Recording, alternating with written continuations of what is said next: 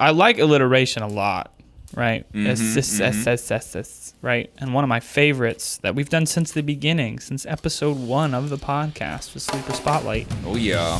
Where we feature a drummer that y'all are sleeping on. We get Adam's opinions, impressions, and constructive criticism, if any. So first off, I want to start out with Rick Dior. He does not have an Instagram, but he has a YouTube channel. Okay. He has about 15,000 subscribers. I gave him a pass on this one. On YouTube, because I feel like he right. should have more. Now, the reason that I wanted to feature him on the podcast today was we don't get too much into jazz because, as we know, you hate it, you'll never study it, Jazz and you're for not losers. good at it. Yeah. But Rick is really good at it, loves it, and has a passion for teaching. Okay. Right? He is a curation of everything jazz. He has the skills to showcase his well-learned knowledge of the genre. And so here, for everybody to enjoy on Sleeper Spotlight, I have a video of him playing on a weird little drum set. Okay. These are his skills. Rick is fucking awesome. All right, Rick. Let's see what you got.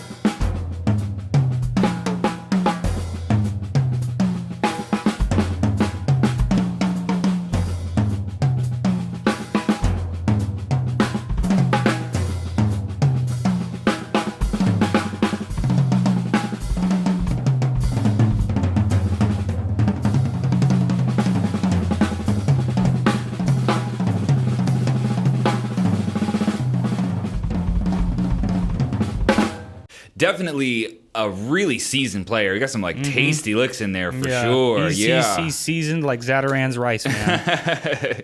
Yeah, man. He's definitely, I don't know, a lot of like traditional licks, but played super clean. They just hit perfectly.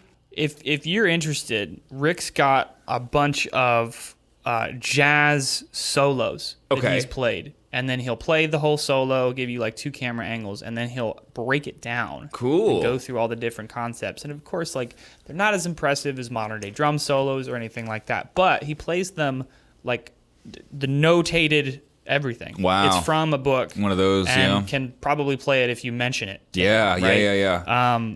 So incredibly talented, smart, knowledgeable, and a good teacher at that. Sure. And it's very evident in his playing. Yeah, So, it was definitely like veteran vibes for sure. It was awesome. Yeah. I can't decide how I feel about this kit because it's first of all it's by Peavey. Mm-hmm. So yeah, I mean that didn't last whatever they were doing back then. What is the kit from, like 80s? That seems I would very imagine 80s. it's a PV Radial 1000 kit. Wow. It's not the primary kit that he plays. I would assume not. Yeah, he plays it's a weird looking kit. He plays something else, much more like jazz-centered kit. Plays quite a few different cymbals as well. Sure. Sometimes with like sizzles, sometimes big stuff, sometimes small stuff, depending on what he's playing. Yeah. I can't decide if I like the sound of this drum. It's weird. It's like dry and boingy. But room sound, But like, too. yeah, it has. You're right. It wasn't close mic'd. Yeah. But I don't know. It had like an interesting sound, but I couldn't decide if it was like cheap or high quality. But definitely an interesting kit sound. I'm tuned very well. Yeah, you tuned can hear well. that range. Good right? melodies. Yeah.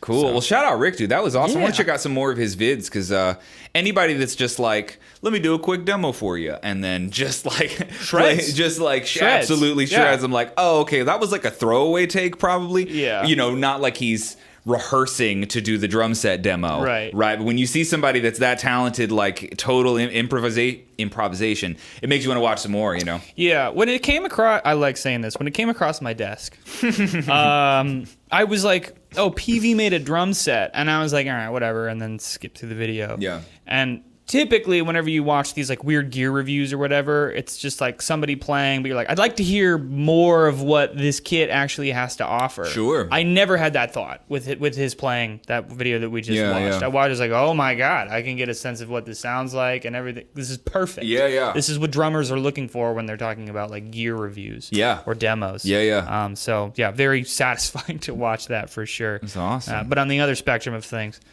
it sucks when you're just like, I'd really like to know what this kit sounds like. And there's a YouTube channel of a drum shop or something, and they're just like, here it is. And it's like 30 seconds of really, really basic playing, like nothing complicated, or not even showcasing the whole kit. It's like, all right. Yeah, sometimes people do that. You'll always stumble across that random video of someone that plays it for like 4 seconds and talks for 20 minutes. Oh my God. It happens, yeah. Glad you got ad revenue from that video for going over the 10-minute mark. Anyway... that'll move us onto our next sleeper, Slater Drums _ Slater _ drums? Yep, he's a session musician from Britain. Okay. With like not even 1,000 followers. Actually, he had 799. I was number 800. There you go. Of his followers. 800. So yeah, here's Slater Drums with a couple of videos. All right, number 1.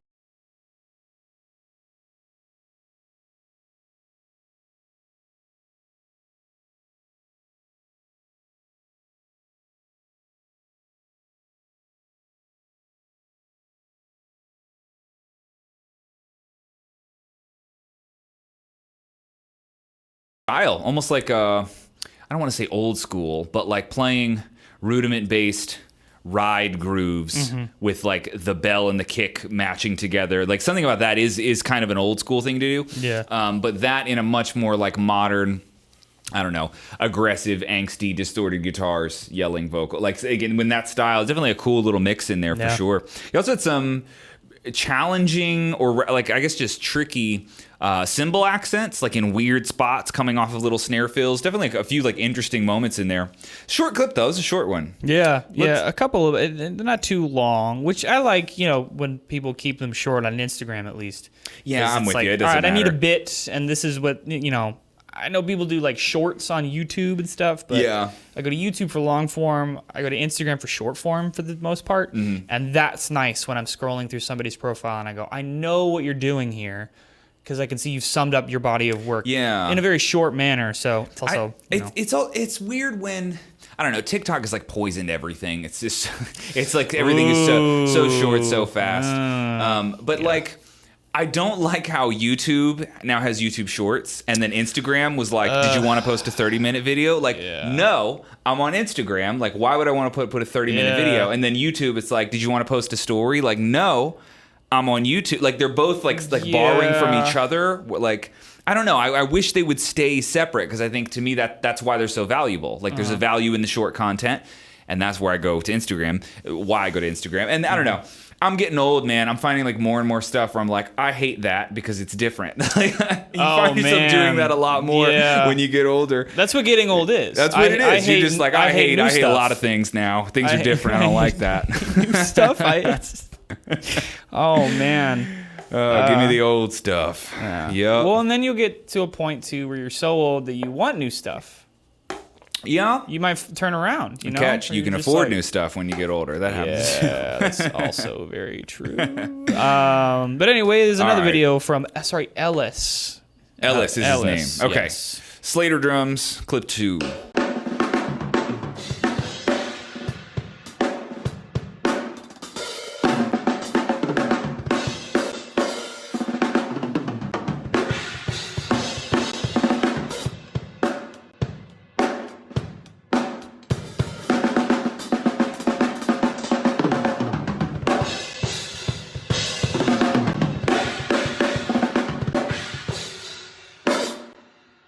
Definitely a heavy player. I like that. You could hear the tone of those drums really woken up. Yeah. We've talked about this before, but there is a big difference in how drums sound based off of the dynamic level that you're playing. Like sometimes certain kits and certain genres too, like man, they just hit so much harder when you actually really lay into them. So I don't know. I liked that he was like really powerfully like playing deep into those for sure. Clean Hertas, like fast around the kit for sure. I definitely heard a couple of the phrase I used to use with students was like, I would call it physical guessing, where it's like there was a couple tiny, very, very small, I'm being really nitpicky here, but there was like a couple moments where it was like I could hear the slight gap in, or like the lapse in thought, where it was like a couple of like, kind of like, I don't want to say muddy notes, but like they weren't completely intentional, right? And it was surrounded by very intentional playing. So that might actually make it easier to discern those little moments of like, I wasn't sure what the pattern was. And then you kind of go back in. So like I heard that a couple times in there. Sometimes that is a matter of like fixing that problem, I guess you could call it. Slowing down by like 5 BPM gives you just enough time to think that the notes can land with more clarity, instead of coming out with this like this slightly little muddled sound. And again, I use the word muddled like very loosely here because your playing is not muddled. I definitely don't mean that at all.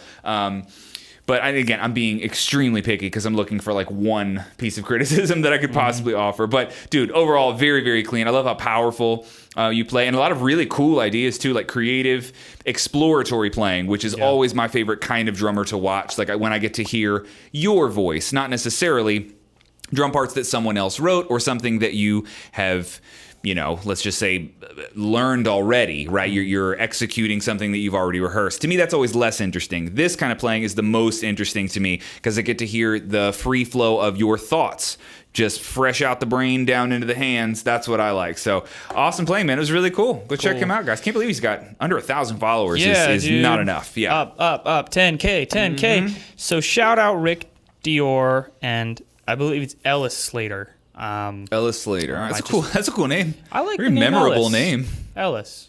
I like Ellis Island. But anyway, yeah, shout out our sleepers. If you have recommendations for sleepers for the podcast, please, you can recommend them in any fashion. Comment down below on YouTube, go to the forums of OrlandoDrummer.com, or shoot me an email directly at chris@OrlandoDrummer.com. Thank you for watching this clip from the Orlando Drummer Podcast. I hope you enjoyed it. If you're looking for more content like this, ranging from masterclasses to in-depth courses to rudiments, grooves, fills, interviews with pro drummers, everything you can imagine, I've got all of that waiting for you at the link in the description. Click on OrlandoDrummer.com and start your free 7-day trial to see what's inside. I promise you will find something you like, and I will see you guys there.